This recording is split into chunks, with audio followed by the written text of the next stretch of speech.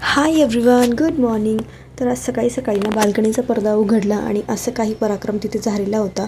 हे कशामुळे झालं रात्री काही माहीत नाही, बट असू शकतं की कबुतरांनीच केलेलं असावं.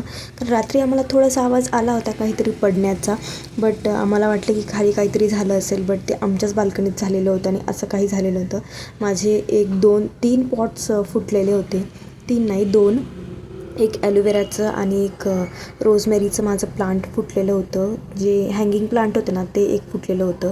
तर ते खूप छान प्लांट होतं. माझं सगळ्यात आवडतं प्लांट होतं हँगिंगवालं. ते फुटलेलं होतं.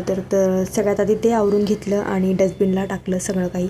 त्यानंतर पिल्लूसुद्धा उठला, मस्तपैकी चहा घेतली आणि पिल्लूला पण खायला दिलं थोडंफार. आणि नंतर बिग बास्केटवरून फूड रॅप पेपर आणि पिल्लूसाठी डायपर मागवलेले होते. फूड रॅप पेपर संपलेला होता, त्यासाठी मागवला होता टिफिनसाठी आणि डायपरसुद्धा. चला भेटूया नेक्स्ट ब्लॉगमध्ये. तोपर्यंत बाय बाय.